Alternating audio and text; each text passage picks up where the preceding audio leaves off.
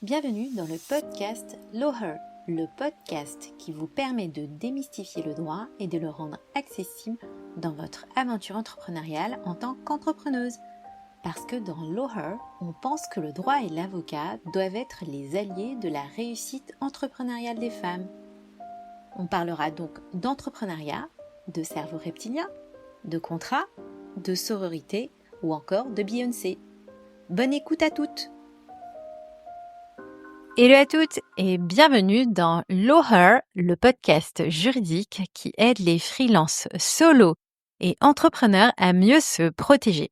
Je suis Estelle Bi, avocate en droit des affaires et aujourd'hui, on va parler d'un sujet crucial pour toutes celles qui travaillent en tant que freelance ou en tant qu'indépendante avec des clients en B2B. Et je sais que vous êtes nombreuses dans ce cas-là. J'ai nommé les questions essentielles à poser à un client avant de signer une mission pour ne pas se faire avoir. Imaginez, et je sais que ça vous arrive tout le temps. Vous venez de décrocher un client après avoir envoyé votre devis. Il a accepté votre tarif sans discuter, c'est un miracle, quelquefois, oui. Vous êtes ultra motivé, prêt à attaquer, mais avant de vous lancer, une petite voix intérieure vous souffle. Et si ça tournait mal? Est-ce qu'il va bien me payer en temps et en heure? Est-ce qu'il va me sortir une liste infinie de modifications gratuites? Et s'il arrêtait tout du jour au lendemain? Bref, en réalité, l'accord de principe d'un client peut vite devenir une source d'angoisse si vous ne posez pas les bonnes questions avant de signer une mission avec lui. J'ai donc préparé pour vous une checklist gratuite avec les 5 questions essentielles à poser avant de signer un client. Vous la trouverez en description de l'épisode. Mais avant de la télécharger, je vais vous en donner un petit aperçu dans l'épisode d'aujourd'hui. Déjà, pourquoi poser des questions avant la signature de la mission est quelque chose d'essentiel. Si vous avez déjà signé un client ou un contrat un peu vite, sans trop réfléchir, en croisant les doigts pour que tout se passe bien, vous savez que c'est une mauvaise idée, surtout si par la suite, vous avez déjà eu une mauvaise expérience. Une mission qui a été mal négociée, c'est souvent tout ça qui peut arriver au cours de la mission.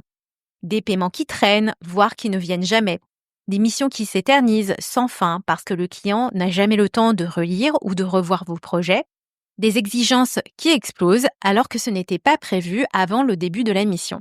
Des ruptures brutales de votre relation contractuelle sans compensation. Mais surtout, une mission mal négociée peut vous coûter des centaines, voire des milliers d'euros en termes d'impayés et surtout, ça peut engendrer beaucoup de stress.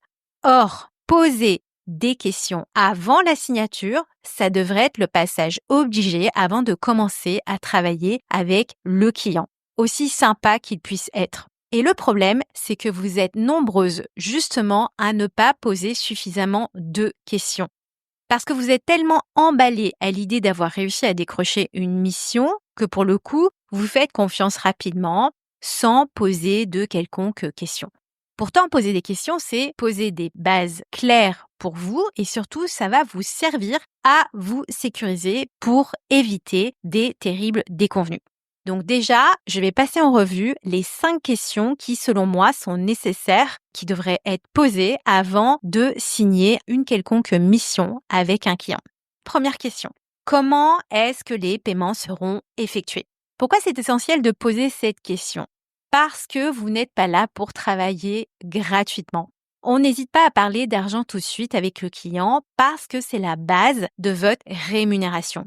Qui dit absence de paiement dit absence de rémunération. Donc, n'oubliez pas qu'un client peut être évidemment ravi de votre travail et pourtant, entre guillemets, oublier de vous payer dans les délais. Ce que vous devez absolument clarifier, c'est par exemple la question des délais de paiement.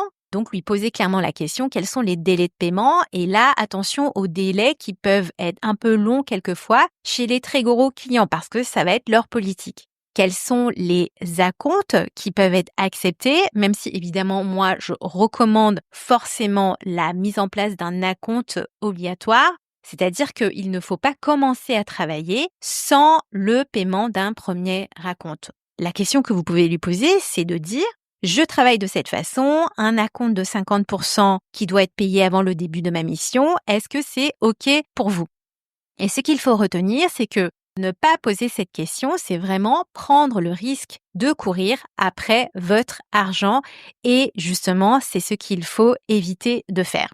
Deuxième question, est-ce que vous avez de la bande passante pour vous occuper de ce projet, de ce sujet?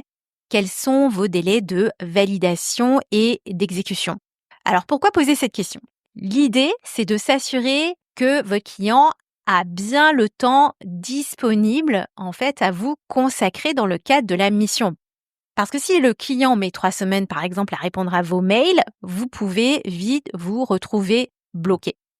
Donc, ce que vous devez clarifier, c'est par exemple lui demander quels sont les délais de validation des livrables, par exemple, et vous, de votre côté, vous posez la question de à partir de quand vous considérez qu'il y a du retard de la part de votre client. L'exemple concret, la question que vous pouvez lui poser, c'est par exemple, est-ce que je peux compter sur vous pour une validation sous 1 semaine ou est-ce que vous avez besoin de plus de temps pour faire valider en interne par d'autres personnes? Donc, ça vous permet pour le coup de jauger si justement il ne va pas y avoir du retard dans le projet et de fait, peut-être, dans ce cas-là, lui poser clairement la question, est-ce qu'en réalité, vous avez à nouveau une bande passante pour vous occuper du projet? Troisième question, que se passe-t-il si le projet est interrompu? Alors, c'est vraiment une des questions que moi je considère comme étant extrêmement importante, surtout parce qu'il y a une vraie modification du marché du travail actuellement. Les boîtes ont un peu moins d'argent avec une trésorerie plus tendue. Il y a donc plus de risques que les projets sur lesquels vous travaillez s'arrêtent finalement assez brusquement. Et ça ne doit pas vous laisser sur le carreau. Ce que vous devez clarifier avec vos clients, c'est par exemple lui poser clairement la question de comment les choses se passent pour le paiement de votre intervention si typiquement le projet est interrompu. Est-ce qu'il y a une facturation selon l'avancement du projet? Ou encore, est-ce que vous mettez en place un préavis, une indemnité en cas d'abandon du projet? Et donc la clé ici, c'est de se dire qu'il ne faut jamais laisser un client partir sans une compensation financière de votre côté pour ne pas vous retrouver financièrement perdante. Quatrième question, qui détient les droits d'utilisation après la livraison de votre mission? Alors, à moins de faire uniquement du conseil pur et dur, il n'est pas rare donc parmi les freelances, parmi les clients que je conseille, que certains d'entre vous, créent typiquement des livrables qui sont soumis aux droits de la propriété intellectuelle ou encore aux droits d'auteur. Ça peut être par exemple un logo, une présentation ou encore un site, un code si vous êtes développeur. Soit vous êtes OK pour une utilisation complète par votre client, soit vous n'avez pas envie que votre client réutilise votre travail à l'infini sans compensation. Donc, l'idée ici, c'est de clarifier qui possède les droits d'auteur sur ce que vous avez pu créer et quelles sont les limitations d'utilisation de ce que vous aurez pu créer.